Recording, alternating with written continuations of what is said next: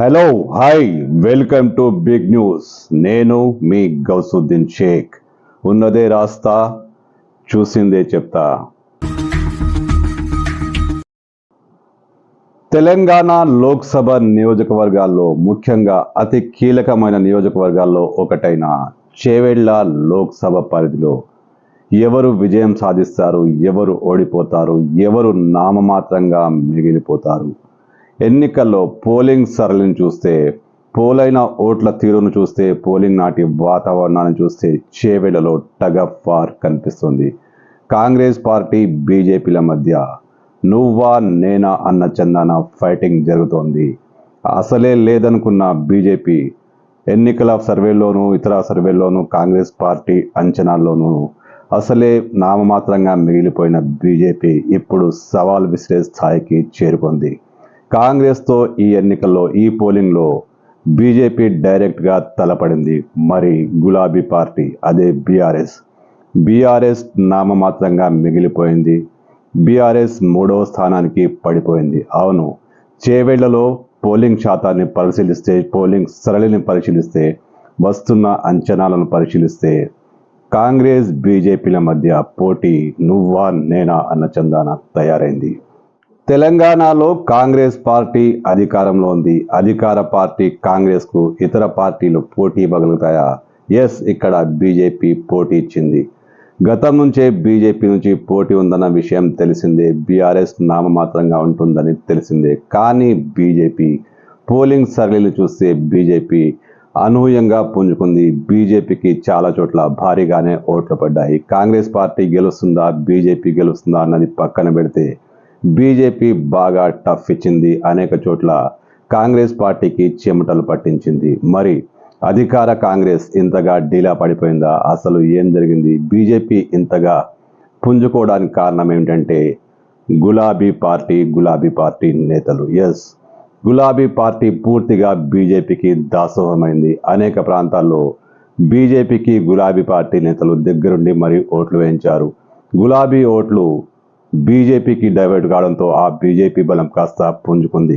కాంగ్రెస్కు బీజేపీకి మధ్య గులాబీ ఓట్లు చీలిపోయిన గులాబీ ఓటర్లకు గులాబీ నేతలు మాత్రం డబ్బులు ఇచ్చి మరి మీరు బీజేపీకి ఓటు వేయండి అని చెప్పడం అనేక చోట్ల కనిపించింది.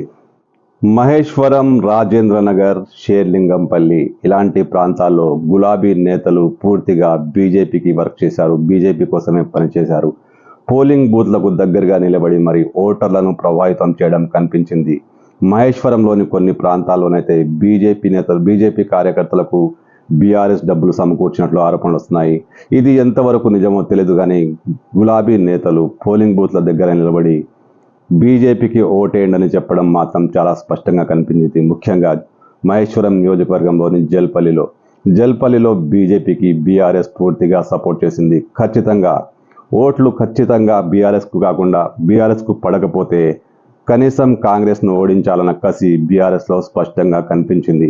ఇదే కారణంగా గులాబీ నేతలు బీఆర్ఎస్కు ఓటేయడం పర్వాలేదు కానీ బీజేపీకి ఓటేయండి అంటూ జనాలను ఒప్పించడం కనిపించింది. కొంతమంది దగ్గరుండి మరీ ఓట్లు వేయించారు. వారికి కావాల్సినంత డబ్బులు ఇచ్చారు. ఒక్కో ఓటుకు డైవర్ట్ అయిన ఒక్కో ఓటుకు కనీసం 500 ఇచ్చి మరీ గులాబీ నేతలు బీజేపీకి ఓటు వేయించారు. గులాబీ పార్టీ బహిరంగ మద్దతుతో బీజేపీకి బాగా కలిసి వచ్చింది. అనేక ప్రాంతాల్లో పోలింగ్ సరళిలో ఇది స్పష్టంగా కనిపించింది. బీజేపీకి చాలామంది ఓటు వేశారు. కారణం గులాబీ కార్యకర్తలు కూడా బీజేపీకి ఓటేశారు. ఎందుకంటే సాక్షాత్తు గులాబీ నేతలే దగ్గరుండి బీజేపీకి ఓటేయండి, ఎట్టి పరిస్థితుల్లో కాంగ్రెస్ ఓడిపోవాలన్నట్టు జనాలతో మాట్లాడడం స్పష్టంగా కనిపించింది. డబ్బులు ఇవ్వడం స్పష్టంగా కనిపించింది. అంటే గులాబీ క్యాడర్ అంతా బీజేపీకే సపోర్ట్ చేసింది. అయితే మొత్తం ఓటు వేసిన వాళ్ళలో గులాబీ క్యాడర్ నిజానికి మొత్తానికి బీజేపీకి వేసిందా అంటే అది కూడా లేదు. చాలామంది గులాబీ క్యాడర్ కాంగ్రెస్ పార్టీ వైపు కూడా కనిపించారు. అనేక ప్రాంతాల్లో కాంగ్రెస్ బీజేపీల మధ్య గులాబీ క్యాడర్ చీలిపోయింది. శంషాబాద్ తీసుకోవచ్చు, చేవెళ్ల తీసుకోవచ్చు. అనేక ప్రాంతాల్లో గులాబీ క్యాడర్ రెండుగా చీలిపోయింది. కానీ గులాబీ నేతలు మాత్రం బీజేపీకే సపోర్ట్ చేశారు. బీజేపీనే గెలిపించాలని ప్రజలకు బహిరంగంగానే విజ్ఞప్తి చేశారు. చేవెళ్ల లోక్సభ పరిధిలోని గ్రామీణ ఓటర్లు ఎక్కువగా కాంగ్రెస్ వైపే మొగ్గు చూపారు. ముఖ్యంగా మహిళలు కాంగ్రెస్ పార్టీకి పట్టం కట్టినట్లు అంచనాలు వస్తున్నాయి. గ్రామీణ ప్రాంతాల్లో కాంగ్రెస్ పార్టీకి ఎక్కువగా ఆదరణ కనిపించింది. కానీ రాజేంద్ర నగర్, మహేశ్వరం, షేర్లింగంపల్లి వంటి ప్రాంతాల్లో పట్టణానికి ఆనుకున్న ఓల్డ్ సిటీకి ఆనుకున్న ప్రాంతాల్లో కానీ, అటు సిటీకి ఆనుకున్న ప్రాంతాల్లో కానీ, అంటే పట్టణీకరణ జరిగిన ప్రాంతాల్లో ఓటర్లు చీలిపోయారు. ముఖ్యంగా హిందూ ఓటర్లలో చీలిక స్పష్టంగా కనిపించింది. బీఆర్ఎస్ శ్రేణులు కూడా, బీఆర్ఎస్ క్యాడర్ కూడా బీజేపీకి వర్క్ చేసింది అనేక చోట్ల. ఇప్పుడు జల్పల్లి మున్సిపాలిటీని తీసుకుంటే శ్రీరామ్ కాలనీలో కూడా బీజేపీకి ఓటు వేయాల్సిందిగా పెద్ద ఎత్తున డబ్బులు పంచినట్లు ఆరోపణలు వస్తున్నాయి. మరి మైనారిటీలు ఎటువైపు ఓటేశారు? మహేశ్వరం, రాజేంద్ర నగర్, షేర్లింగపల్లి, తాండూరు వంటి ప్రాంతాల్లో ముస్లింలంతా కాంగ్రెస్ వైపే మొగ్గు చూపారు. ఎవరిని పలకరించినా, ఏ ఓటర్ను, ముస్లిం ఓటర్ను ఎవరిని పలకరించినా మోదీకు నయానే దేనా హై, ఇస్లియే కాంగ్రెస్ కు ఓటు డాల్ రహే అన్న మాట స్పష్టంగా వినిపించింది. సహజ సిద్ధంగా ఉన్న కాంగ్రెస్ ఓటర్లు, ముస్లింలలో కాంగ్రెస్ ఓటు బ్యాంకు, వాళ్ళు కాకుండా కాస్త అటు ఇటుగా ఉన్న ముస్లింలు కూడా కాంగ్రెస్ వైపే మొగ్గు చూపారు. జల్పల్లి మున్సిపాలిటీలో ముస్లిం ఓట్లు వన్ సైడ్గా పడ్డాయి, ఖచ్చితంగా వన్ సైడ్గా పడ్డాయి. ఇదే విధంగా రాజేంద్ర నగర్లోని ముస్లిం ప్రాంతాల్లో కూడా కాంగ్రెస్కి ఆధిక్యత కనిపించింది, కాంగ్రెస్ హవానే కనిపించింది.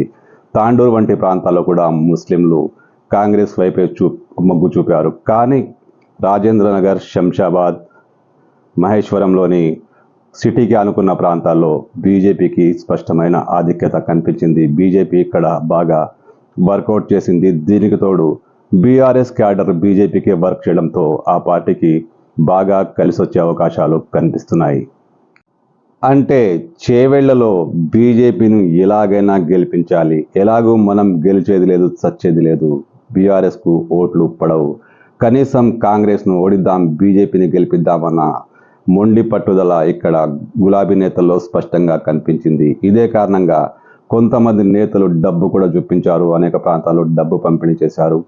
హిందూ ఓటర్లను బీజేపీకి ఓటేయాల్సిందిగా కోరారు, నచ్చజెప్పారు, ప్రలోభ పెట్టారు, బెదిరించారు కూడా. ఎందుకంటే ఖచ్చితంగా బీజేపీ గెలవాలి, కాంగ్రెస్ ఓడిపోవాలి. ఈ సిచ్యువేషన్తో ఓట్లు చీలాయి, హిందూ ఓట్లు ఖచ్చితంగా చీలాయి. ఎవరికి ఎక్కువ చీలాయి, ఎవరి వైపు మొగ్గు చూపాయి అనేది ఎన్నికల ఫలితాల్లో తెలుస్తుంది. కానీ బీజేపీకి బలం చేకూర్చడంలో సహజంగానే బీజేపీ క్యాడర్ బలంగా ఉంది. చేవెళ్ల లోక్సభ పరిధిలో అనేక చోట్ల బీజేపీ కార్యకర్తలు అద్భుతంగా వర్క్ చేశారు. దీనికి తోడు గులాబీ పార్టీ కూడా కలిసి రావడంతో, గులాబీ నేతలు కలిసి రావడంతో బీజేపీకి ప్లస్ అయింది. చాలామంది ఓటర్లు బహిరంగంగా చెప్తున్నారు, డబ్బులిచ్చి మరీ తమకు బీఆర్ఎస్కు కాకుండా బీజేపీకి ఓటేయమని గులాబీ నేతలే చెప్తున్నారు. అంటే శాయశక్తులా కృషి చేశారు కాంగ్రెస్ పార్టీని ఓడించేందుకు. అయితే ఈ విషయంలో బీఆర్ఎస్ సక్సెస్ అయ్యిందా? ఖచ్చితమైన సమాధానం రాదు. ఎందుకంటే ముస్లిం ఓట్లు మొత్తం వన్ సైడ్గా పడ్డాయి. దాదాపు 3.5 లక్షల ఓట్లున్న చేవెళ్ల లోక్సభ పరిధిలో ఎన్ని ఓట్లు ముస్లింల ఓట్లు ఎన్ని పోలయ్యాయి అనేది పరిగణలోకి తీసుకుంటే, హిందూ ఓట్లలో చీలిక ఎంతవరకు వచ్చిందనే విషయం తీసుకుని వస్తే, నిజంగానే గులాబీ క్యాడర్ బయట వర్క్ చెప్పినట్టుగా గులాబీ ఓటర్లు బీజేపీకి ఓటేశారా అంటే ఓటర్ల మనసులో ఏముందో ఎవరు చెప్పలేరు. అంటే దీన్ని బట్టి ఒకవైపు ముస్లిం ఓటర్లు గంపగుత్తగా కాంగ్రెస్కు పడ్డాయి.